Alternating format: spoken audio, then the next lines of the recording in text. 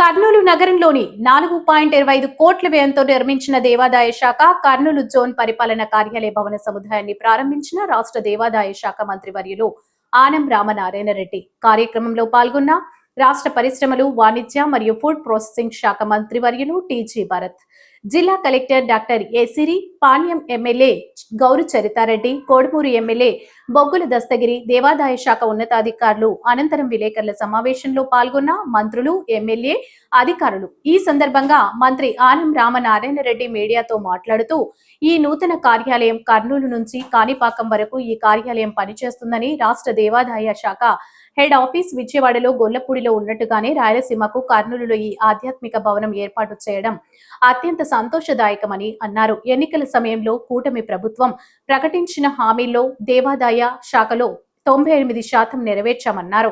ఆలయాల్లో ఉత్సవాలు, పూజా కైంకర్యాలు వేదిక నిర్ణయాల ప్రకారం చేస్తున్నామని, ఆలయాల్లో పురాతన కట్టడాలు పరీక్షించే విధంగా శాఖ పనిచేస్తుందని, వాసవి కన్యక పరమేశ్వరి అమ్మవారి ఆత్మార్పణ రోజును కూటమి ప్రభుత్వం వచ్చాక ప్రభుత్వ కార్యక్రమంగా నిర్వహిస్తూ వస్తున్నామని అన్నారు.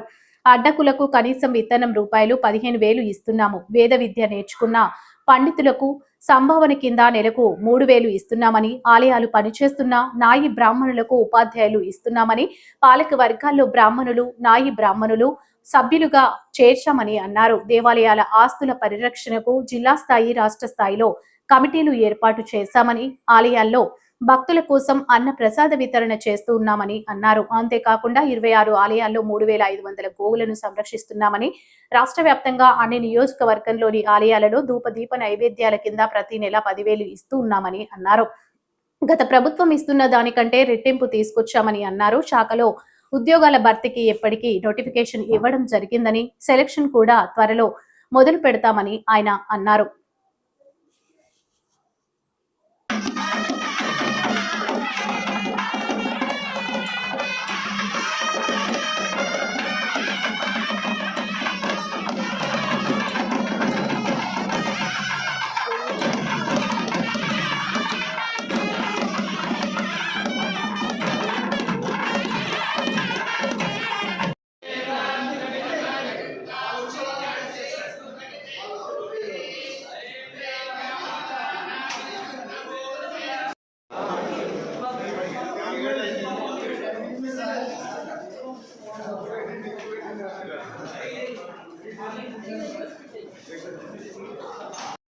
मुहूर्तो अस्तु सावधान शुभमुहूर्ते सावधान शुभलग्ने सावधान श्री लक्ष्मी नारायणस्य सावधान